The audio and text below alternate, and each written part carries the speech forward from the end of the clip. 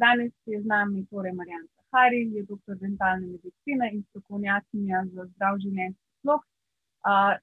Sama pa že več desetletij predava o zdravem načinu življenja. No, danes bomo pravzaprav pogledali področje, ki nam bo dalo odgovor, ali lahko s prehranskimi dopolnili pridemo do odpornosti, ko zbolimo, ali pa v obliki preventive. Prehranska dodatka ali pa dopolnila so koncentrirani vir posameznih ali kombiniranih hranil ali drugih snovi s hranilnim ali fiziološkim učinkom. To je tako malo strokovno povedano, ampak tržijo se v obliki tablet, kapsul, tekočine in to točno v izmerjenih odmerkih ali pa ne.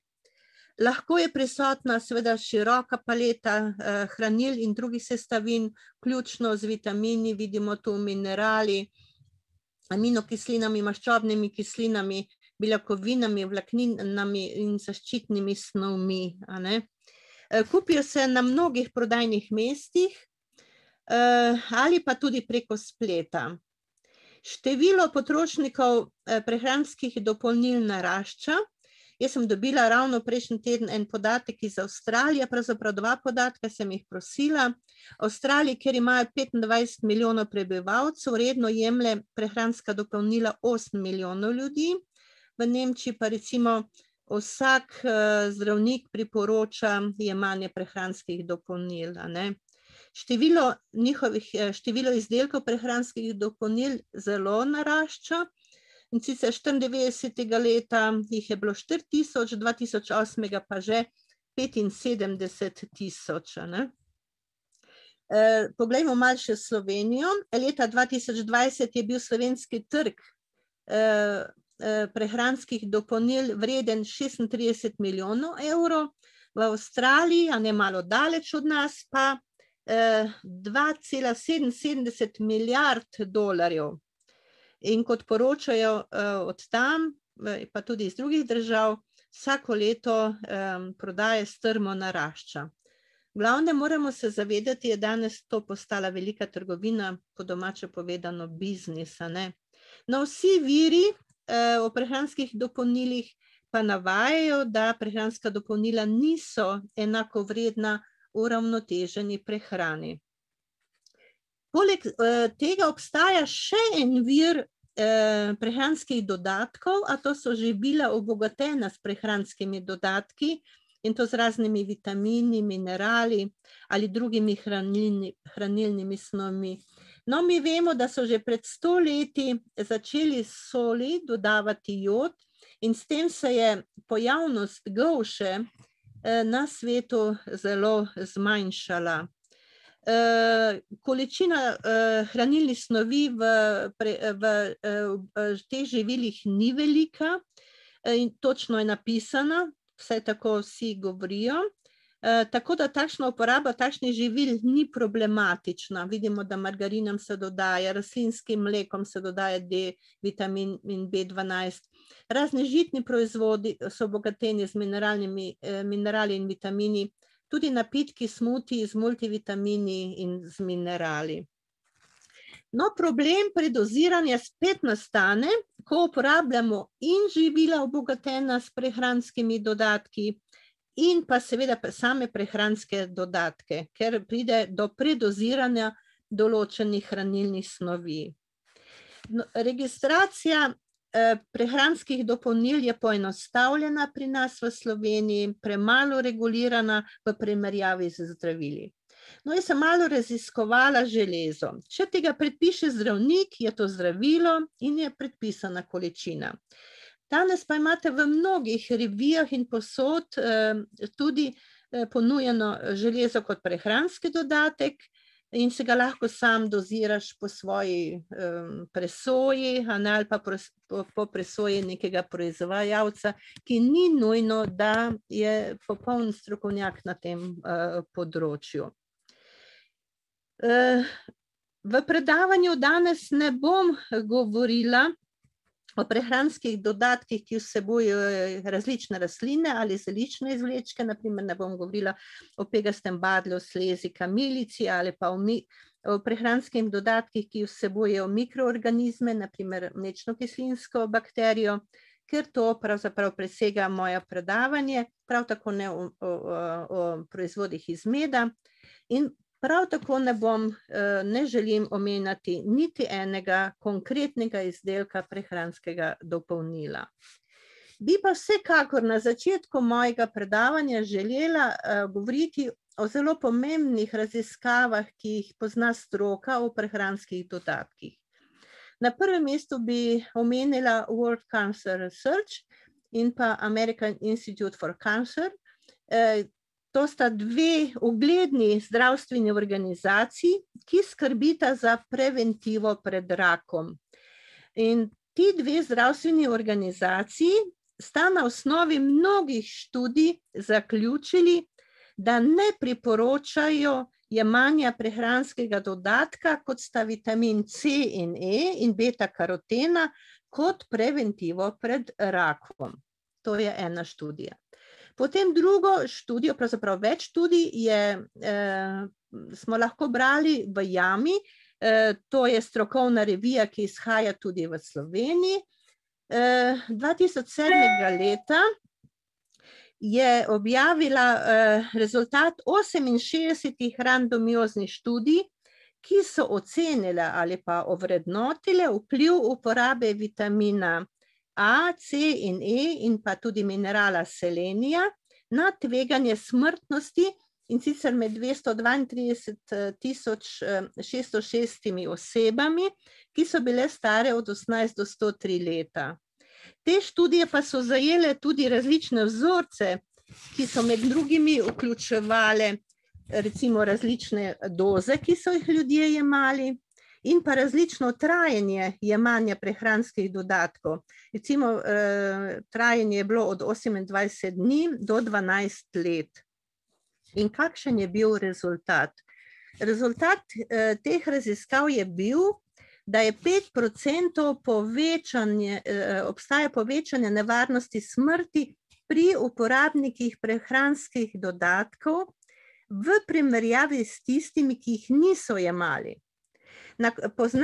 Potem so izjavili avtorji naslednje. Niso našli prepričljivega dokaza, da bi antioksidanti v obliki prehranskih dodatkov imeli koristen učinek na zmanjšanje smrtnosti, nasprotno, celo povečali se nevarnost smrtnosti. In so še en dodatek potem napisali, čeprav je dokazano, da karotenoidi, folna kislina, vitamin E zmanjšajo srčno-žilne bolezni, veliko podatkov kaže, da kadar ljudje uporabljajo te hranilne snovi v obliki prehranskih dodatkov, tega vpliva preprosto ni. Potem imamo še eno zelo dobro raziskavo, to je trajala 10 let, vidimo. Vključenih je bilo 14.641 moških zdravnikov, ki so bili stari nad 50 let in so jemali 400 internacionalnih enot vitamina E in pa 500 mg vitamina C na dan.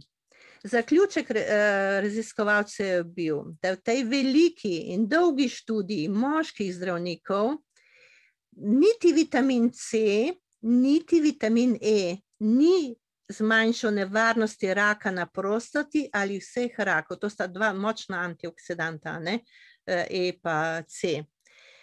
Ti podatki kažejo, da ni podpore uporabe prehranskih dodatkov kot preventive za raka prostate v srednjih ali starostnih letih. Prav tako niso imeli učinka na zmanjšanje srčno-žilnih bolezni. No, sedaj se meni in vam sigurno postavlja vprašanje, ali so možni stranski pojavi jemanja prevelike doze vitaminov, mineralov in drugih hranilnih snovi. To konkretno pomeni večjo dozo, da jemljemo, kot jih predpisuje Agencija za prehrano in zdravila, FDA, ne, to je znana agencija. Pa bomo šli malo pogledati, no B6 bomo še imeli potem NDIAS, B6 se navadno jemlje za to, da jemlje se pri depresiji, pa pri karpalnem sindromu, vendar če jemljemo večje doze od 1,7 mg, a to je v B kompleksu je doza večja tega B6 vitamina, ne? Lahko to povzroči, če to jemljemo v večjih dozah, pa dlje časa je vedno pomembno, ne? Če enkrat vzamemo še ni toliko, ampak če jemljemo v velikih dozah dlje časa, lahko pride do številne poškodbe živcev. A B6 vidimo, kje vse lahko se nahaja. To se pravi, na levi strani imamo hranilne snovi, potem kakšne doze predpisuje ta agencija za prehrano in zdravila, simptomi predoziranja in pa kje se nahajajo ti hranljive snovi v rastlinskih živilih. Potem imamo vitamin A, ki ga ljudje še kar jemljajo, a ne pri dlje časa, lahko povzroči glavobol, omotico in pa slabost. Cink je zelo zanimiv. Cink se jemlje, da se zveča delovanje imunskega sistema. Vendar, če ga jemljamo v prevelikih dozah, a ne, dlje časa, celo začne zmanjševati delovanje imunskega sistema, mu ne dovoli, da bi deloval tako, kot bi moral. No, potem imamo selen, eden zelo dober antioksidant, drugače, ne, lahko povzroči izgubo las, poškodbo nohtov in izčrpanost, če ga jemljamo po velikih dozah. Vem, da ga ljudje kar zelo velikih dozah jemljajo in kar nekontrolirano. No, kalcij navadno predpiše zdravnik, ne, tudi kot preventivo pri osteoporozi, vendar če ga mi sami povečujemo dozo, lahko pri enih povzroči zaprtje, pri drugih drisko. Važno je pa tudi pri kalciju, da nekatere oblike so lahko kontaminirane s svincem in težkimi kovinami, če jih kupimo nekje na črnem trgu, ne? To moramo vedeti. Potem je tu krom, ki je sestavni del tablet za hujšanje, lahko povzroči nedejavnost mišic, okvaro jeter in ledvic, ko ljudje jemljajo tablete za hujšanje. No, potem je vitamin C, tako znani antioksidant, ki ga zelo radi jemljemo. Zanimivo je, da je FDA povečal letos dozo, prej je bilo 60 mg na dan, sedaj je 90 mg. Slovenski strokovnjaki svetujejo, da več kot 200 mg na dan naj ne bi jemali, ker lahko pride do driske, pri nekaterih tudi do ledvičnih kamnov. In niti ni učinkovit, pravi, da več kot 200 mg na dan. Potem je železo, kot sem že prej rekla, lahko je zdravilo, lahko je pa prehranski dodatek. Sedaj, če mi po svoji volji jemljemo železo, povečamo dozo in tudi mogoče baker, ker je večkrat dodan baker, s tem zmanjšamo resorpcijo cinka, a ne? Glejte, čim je cinka manj, potem ne more delovati na imunski sistem. Če pa jemljamo velike doze cinka, potem pa se zmanjša resorpcija železa in pa bakra. To je silno komplicirano v organizmu, zato mi ne moremo jemati tako, kot mi mislimo, ampak tako, kot strokovnjak reče. Potem imamo aminokislina triptofan, ki se jemlje za boljše spanje in zmanjšanje depresije, pa še druge stvari. Zanimivo, da FDA več ne predpisuje doze, ker je pred leti so 3 gospe v Ameriki jemale ta triptofan, aminokislino, in je prišlo do sindroma eozinofilis mialgija in se je končalo smrtno. Sedaj so rekli, da ne bojo predpisali, da ne bodo potem krivi, če pride pri kakšnem človeku do tega. No, tudi omega-3 maščobne kisline, ki jih kupimo v kapsulah, še kar jemljemo, a ne, čeprav se ne rabi toliko. In če jih jemljemo preveč pred nekimi kirurškimi posegi, potem lahko pride do krvavitve po tistih kirurških posegih. A omega-3 maščobne kisline so vam v lanu, v orehih, v soji, temnozelene zelenjavi, v čija semenu. Tako da je fantastično, povsod imamo vir te čudovite, drugače zelo potrebne maščobne kisline. ki pa se seveda lahko tudi predozira. No, rekla sem vam, da bom dala B6, glejte, B6 je marsikdaj dodan tem prehranskim dodatkom in zdaj, če so prevelike doze, lahko pride do pomanjkanja mišične kontrole, koordinacije gibov, do bolečine, zgage, slabosti, do fotosenzibilnosti, otrplosti. Poleg tega pa moramo zelo biti previdni, če recimo dobimo kemoterapijo, ker zmanjša njeno učinkovitost. Barbituratom tudi zmanjša učinkovitost, če jemljemo ta zdravila. In pa levodopa, ki se predpisuje pri Parkinsonovi bolezni, B6 v večjih količinah zmanjša njeno delovanje. No, najvažnejše je, da nasvet je, da najprej preberemo sestavo. Tiste škatle ali stekleničke, ki jo kupimo. Strokovnjaki opozarjajo, da na črnem trgu kupljeni prehranski dodatki ne vsebujejo to, kar je napisano, oziroma ni vse zapisano.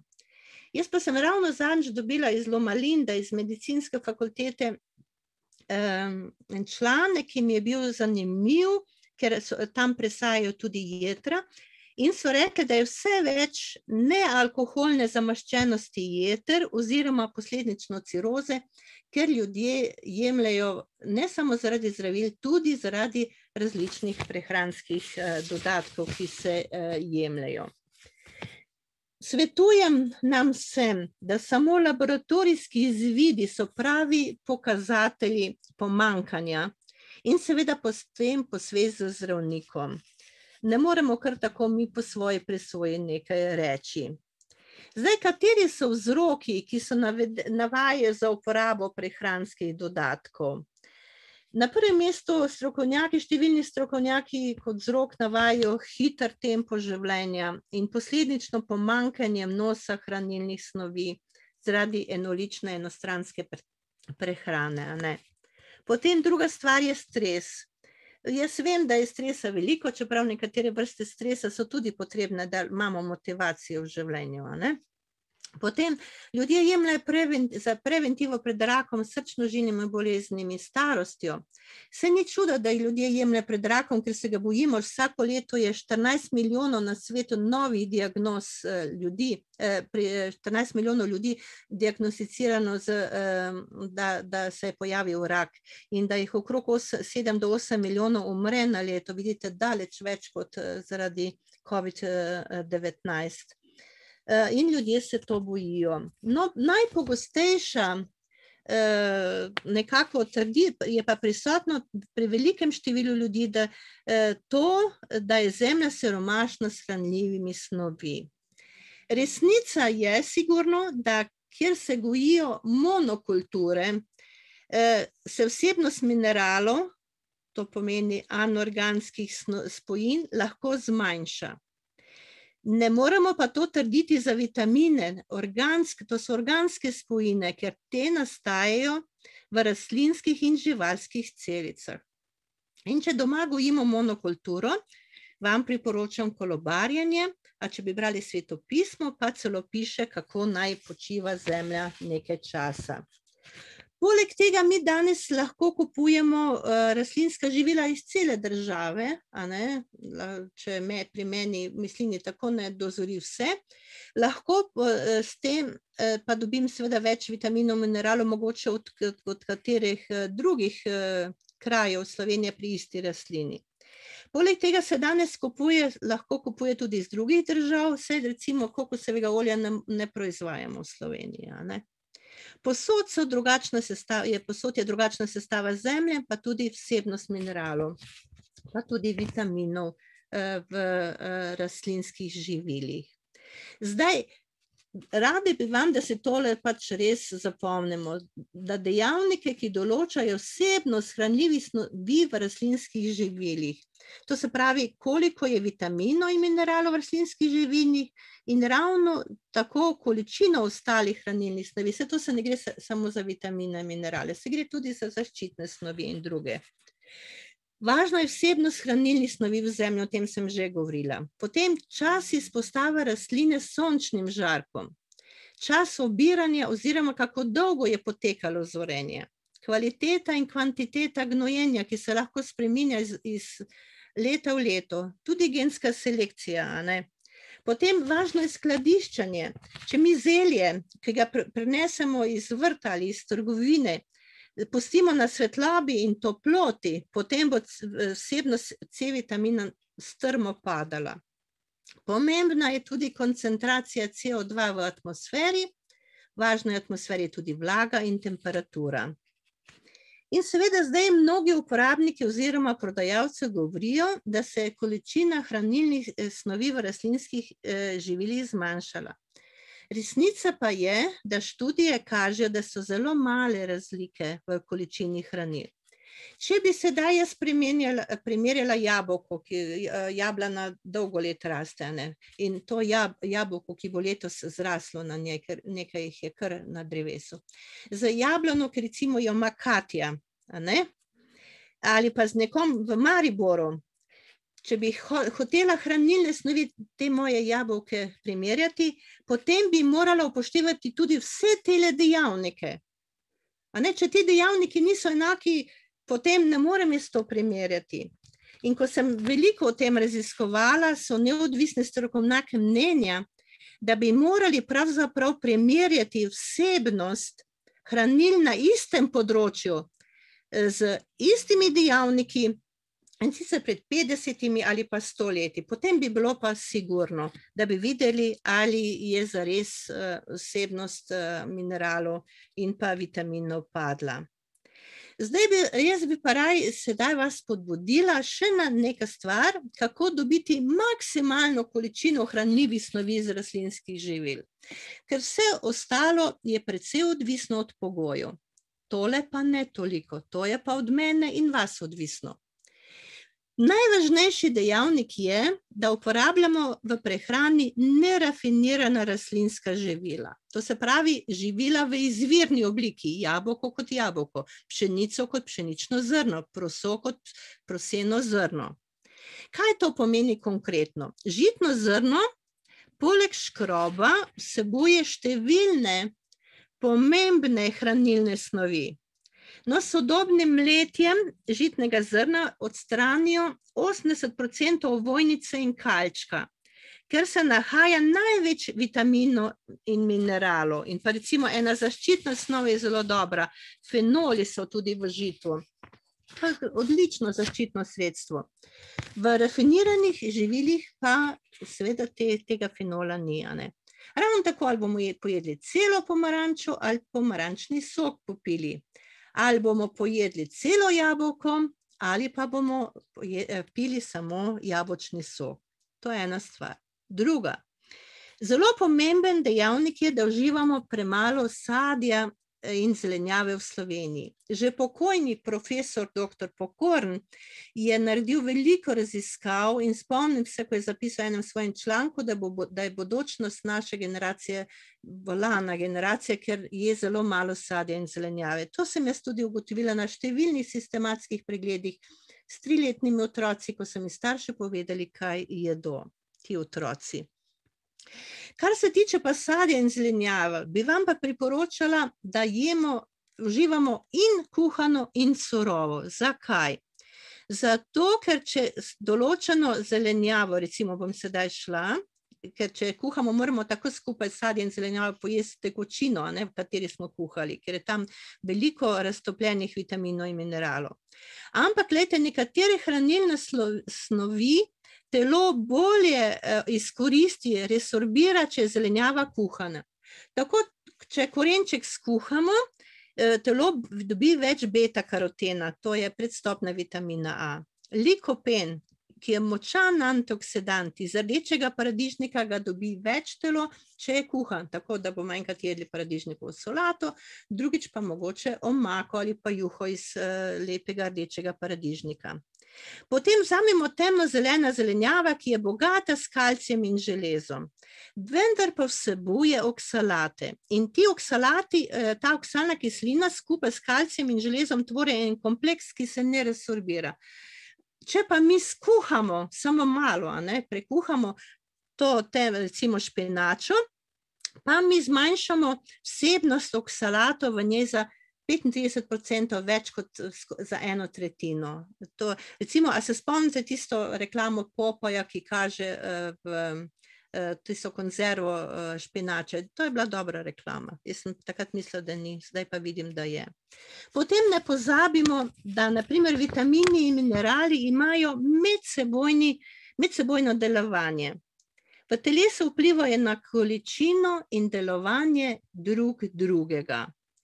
To konkretno pomeni, da pride do povečane ali zmanjšane koncentracije enega ali pa drugega in prav tako do zmanjšane ali povečane delovanja enega in drugega, če mi s prehranskim dopolnilom recimo vzamemo preveč nekih vitaminov in mineralov. Kaj pa telo, boste rekli, kaj pa telo dela? Poglejte, kako je čudovito telo ustvarjeno.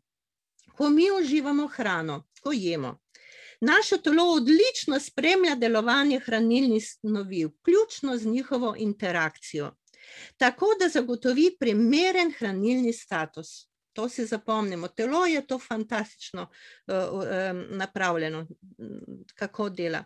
Če pa zaužijemo prehransko dopolnilo z megadozami nečesa, le-ta vpliva na absorpcijo in delovanje in pride do neuravnoteženosti hranilnega statusa, ki je zelo pomemben za zdravje in za našo odpornost. Recimo, tu vam bom tudi povedala en tak zanimiv primer resorpcije železa iz rastlinskega živila. Ta oblika železa se zelo slabo resorbira. Ampak, če je v tem jedilniku, ko ga jemo, prisoten C-vitamin iz nekega sadja ali zelenjave, se bo ta resorpcija železa precej povečala. No, tako da recimo brala sem za države v razvoju, tam je precej pomanjkanje železa ravno zaradi tega, ker jim manjka v prehrani C-vitamin, rastline, ki so vir C-vitamina, ne. Zdaj pa sigurno pa obstajajo tudi ljudje, ki morajo jemati prehranske dodatke. Recimo starejši ljudje z enolično prehrano, neješči, mi vemo, kako so starejši neješči, pa če se še niso imeli navade jesti vse to, potem pa ne bodo jedli vse. Recimo pri njih je zelo slaba resorpcija tudi in tu njim je treba dodajati med drugimi tudi B12, to tako po 50. letu bi morali dodajati. Potem ljudje z zelo povečano telesno težo, ki so na redukcijski dieti. Potem nosečnice v Sloveniji, ker pač se ne uživa dobro v redu hrana, se vsem sedaj predpisuje folna kislina. Pa železo imajo precej pomanjkanja in potrebno ga je jemati predvsem v zadnjem tromesečju. Dojenčkov moramo dodati, če primanjkuje železa, se brez tega ne more organizem delovati. Potem osebe z neozdravljivo celiako. Tu je hrana edina zdravilo pri tej bolezni, ampak če se človek, ki ima to bolezen, ne drži te pravilne prehrane, ki je za to, prehrane, ki je za to predpisana, pride lahko do driske, do drugih nevšečnosti in ti ljudje morajo dobivati te osebe mikrohranila.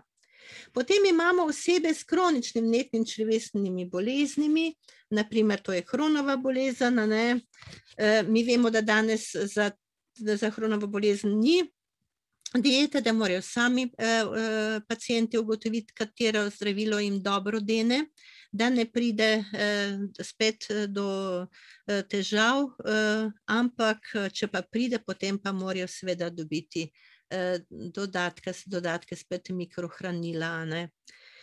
Potem imamo osebe z maligno boleznijo po operaciji, kemoterapiji, obsevanju. Vemo, da takrat je potreba beljakovin zelo velika, energije nimajo. No, v Sloveniji je to zelo dobro preskrbljeno. Dobijo brošur, pa še druge razne dodatke, kjer so točno vgradili v ta dodatek, kar rabi en bolnik po nekem takem posegu. Potem vitamin D, o katerem se sedaj veliko govorilo. Jaz sem zadnjič poslušala iz Krka, odlično predavanje na našega slovenskega zdravnika. In to, ko so potem pisali, kako D-vitamin ne pomaga, da poveča odpornost, je bila nepravilna definicija, laž bi lahko rekli. Mi ga moramo jemati, ker živimo nad 35 temi širino, zemljepisno širino, ga moramo imati od začetka oktobra do konca aprila. Ljudje, ki so pa doma, ki ne gredo ven, starejši tudi, pa tisti, ki ste cel dan v službi, pa morate jemati celo leto. In kaj se je še reklo? Da mora biti koncentracija tega vitamina 75 nanomolov na liter ali nad. Pod 50 je pa kar veliko pomanjkanje. Tako da, če vam zdravnik ne da pregledati, mi vemo, da je to drugače to samoplačniško, si dajte pregledati enkrat, recimo 2-krat na leto in boste videli, ali imate nad 75 nanomolov na liter. To je zelo pomembno, ne samo za ta virusna obolenja, ampak tudi za ostale bolezni, ker pri moških, ki imajo raka prostate, se vidi pomanjkanje D-vitamina in zadnjič mi je neki internist rekel, da zelo malo ljudi ima to koncentracijo D-vitamina v krvi. Potem imamo še vitamin B12, vitamin B12 mora biti aktivni cianokobalamin, ne iz alge. Tam je enake sestave, vendar ne igra nobene vloge v organizmu, celo zavzame mesto, kjer bi se moral B12 resorbirati. Rabijo ga popolni vegetarijanci, potem tudi vegetarijanci, ki se enolično hranijo, ki sicer uživajo mleko in jajca, se enolično hranijo. Potem pa ljudje nad 50 letom, ker je slabša, bom vam povedala zakaj. Potem tistim, ki so vzeli želodec, mislim, ki so jim odstranili želodec. Smatra se, da tudi metformin, ki ga ljudje jemljajo za zdravljenje sladkorne bolezni, tudi ti ljudje bi morali imati B12. In pa tisti ljudje, ki jemljajo zdravilo za zmanjšanje pH želodčne kisline.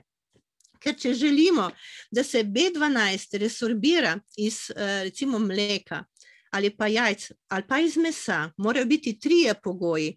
In sicer mora biti pravilen pH želodčne kisline, biti mora prisoten encim pepsin, ki razgradi beljakovino, in pa tretji faktor je, ki ga se izloča, je intrinzik faktor. Če enega od teh ni, pač potem ne dobimo B12. In ljudje, ki nad 50 letom imajo zmanjšani pH želodčne kisline, zato se smatra, da bi morali dobivati v obliki pač kapljic ali pa injekcije ali pa tablete ali kakorkoli.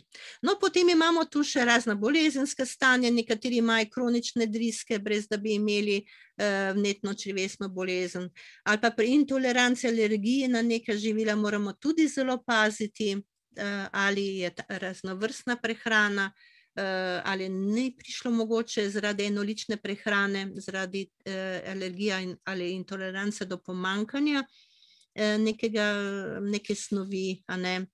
Potem tudi bolezni jeter in žolča je tu potrebno paziti. Ampak poglejte, ni problema, ker o teh stvarih vam bo zdravnik rekel in predpisal, ker verjetno bo videl neko spremembo ali neko pomanjkanje. No, gledajte, v knjigi Nasveti življenja in prehrana piše, da žita, sadje, zelenjava, oreščki in semena predstavljajo hrano, ki je za nas izbral naš stvarnik. Sicer se v zadnjem času zelo veliko govori o dvigu imunskega sistema zoper koronavirusa in posledično bolezni COVID-19, Vendar nekaj pozabimo, da vsak dan naše celice, to je osnovne enote našega organizma, so na udaru pred prostimi radikali. To so pa škodljive snovi, ki lahko poškodujejo celične strukture. Pod normalnimi pogoji, če uživamo dovolj rastlinskih živil, ki vsebujejo zaščitne snovi, Vlada ravnotežje med prostimi radikali in zaščitnimi snovmi. Ko pa se to ravnotežje poruši, pride do mnogih kroničnih bolezni, med drugimi tudi do različnih vrst raka, do srčno-žilnih bolezni in še drugih. Za uživanje teh rastlinskih živil dokazano zmanjša možnost nastanka teh prostih radikalov, a ne? In posledično kronične bolezni. Kar pa boste lahko na 2 raziskavah, ki vam bom pozneje pokazala, lahko sami doma raziskovali, da je to res. Vendar takšni dokazi pa ne obstajajo v prid prehranskih dopolnil. Jaz pa poznam nekoga, verjamem, da tudi vi, ki ima vsake osebo na tem svetu rad, ki se ne gre za dobiček in slavo in nam iskreno želi pomagati pri zaščiti recimo raka. Jaz sem danes izbrala raka. In preventivno pa tudi malo kot kurativo. Ampak pazite, tu brez zdravnikov ne gre, ampak pomaga lahko, a ne? Ker ko dobimo raka, mi kupujemo, veste kaj vse in koliko denarja damo, a ne pomislimo na to, kar vam bom zdajle pokazala. Naš dragi Bog je v rastlinska živila vgradil snovi, ki delujejo recimo takole. No, jaz sem dala malo tak vojaški pridih, ne, naslov, udarite nazaj ali pojdite v protinapad. Zakaj? Zato, ker vsak dan ti prosti radikali delujejo. Poglejte, mi mogoče enkrat tedensko naredimo, da smo na samem sadju. Ali pa enkrat na mesec imamo neki sadni ali pa zelenjavni dan. Ali pa imamo enkrat na leto nek post, pa rečemo, da bo nam pomagalo. Mi pa pozabimo, da v enem tednu lahko tisti prosti radikali so naredili že poškodbo naših celic. Ker ko mi lahko dajemo nazaj ali pa pojdemo v protinapad proti prostim radikalom, zato ker imamo na razpolago super junake za boj proti raku. Jaz sem tu izbrala živila, ki jih imate vsak dan na razpolago lahko, poleti več, po zimi manj. Recimo vzamem samo fižol ali pa tudi vse ostale stročnice, če bi imela, ne, vlaknine vsebuje, ki uravnavajo inzulin in krvni sladkor. To je odličen pripomoček za sladkorno bolezen, so stročnice. Potem saponini ščitijo celice pred genetskimi poškodbami. Vsebuje zavaralce proteaz, ne rabite se teh imen zapomniti, ampak toliko, da veste, kar vsebuje en bogi fižolček, ne, če bi lahko tako imenujemo, ampak je super junak. Upočasnijo delitev rakavih celic, fitinska kislina v njemu upočasni napredovanje raka. Potem gledajte jagodičijo, zdaj imate že imate jagode, počasi bojo borovnice, pa bo potem kaj polno, imamo tega jagodičevja. Grozdje bo jeseni, vsebuje vitamin C, odličen antioksidant. Potem elagično kislino, ki je zaščita proti raku kože, mehurja, pljuč in požiralnika. Resveratrol v grozdju, ki pravi, kako vino pomaga. Ne pomaga vino, ampak resveratrol v grozdju upočasni rast rakavih celic, pa zavira tvorbo tumorjev v limfi, jetri, želodcu, koži in dojkah, pa tudi zmanjša recimo srčno-žilne bolezni.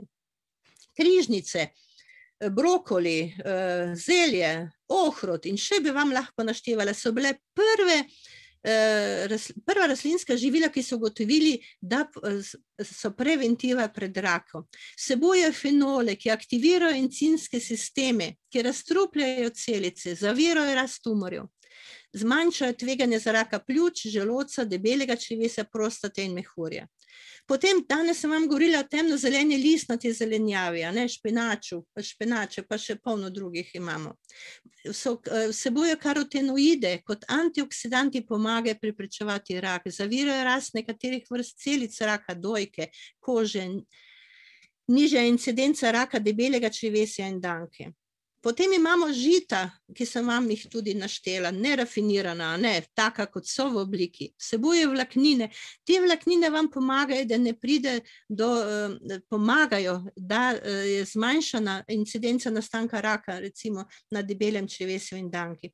Potem vsebujejo fenole, lignine, fitoestrogene, saponine in vse te snovi pomagajo znižati incidenco raka. Potem imamo rdečo, oranžno zelenjavo in sadje. Zdaj le vse bolj in bolj bomo imeli. vsebujejo likopen, ta močan karotenoid, ki se bori proti raku dojk, pljuč in endometrija. Čudovito, a ne? Vendar vam moram reči, da pa ni prehrana edina tista. Zelo se motimo, a ne? Kajti ne igra samo ona zaščitne vloge, ampak moramo se gibati, moramo pravilno dihati, a ne? Uporabljati vodo od znotraj in od zunaj, se izpostaviti sonce, ker ne daje nam sonce samo D-vitamin, ampak tudi drugače deluje na naš organizem, zelo pozitivno. Moramo imeti abstinenco pred nevarnimi dejavniki. Pravilen počitek je tu potreben, dnevni, tedenski. Vse to je zelo pomembno. No, sedaj pa bom še te dve študiji vam pokazala, ki so zajele vse prehrano največ, nerafinirano svinjsko prehrano, pa tudi vpliv teh ostalih dejavnikov. Poglejte, ena je ameriška študija, ki se imenuje Adventist Health Study 2, Adventistična študija 2. Če boste vtipkali, to najdete na internetu. Udeleženci so bili adventisti iz Amerike in Kanade. Vodila to raziskavo pa je Univerza Loma Linda. Vidimo, da je trajala 5 let, veliko število oseb, starost, velik razpon. Bili pa so zaobjeti vse skupine glede na različne načine prehranjevanja. Čisto podobna je, ni čisto podobna, malo drugačna je, ampak tudi zelo dobra je ta evropska študija, skupaj so sodelovali z Oxfordom, udeleženci so bili pa iz Združenega kraljestva, ki je trajala 6 let, tudi veliko število oseb je bilo vključenih, starost, tudi velik razpon in prav tako vse skupine glede na različne načine prehrane. Moram vam reči, ko to vidite rezultate teh študij, je tu čudovita stvar, kako velik vpliv ima nerafinirana rastlinska prehrana na naše zdravje, na zaščito. Ne samo telesnega zdravja, ampak tudi duševnega zdravja, ko boste to raziskovali. No, rečem vam, da je včasih kar težko narediti kako spremembo, ker je naš okus, naše navade so v naših možganih trdno zasidrane. Mi pa moramo si ustvariti nove navade, ki bodo naredile črto poleg starih navad. Ni vedno lahko, ampak Bog nam takole obljublja. Jaz ti dam razumnost in kazal ti bom, po kateri poti naj hodiš, svetoval ti bom tebe, upirajoč svoje oko. Hvala vam za poslušanje. Tako da, evo. Super, Marjanca, najlepša hvala za tole zelo izčrpno in strokovno predstavitev.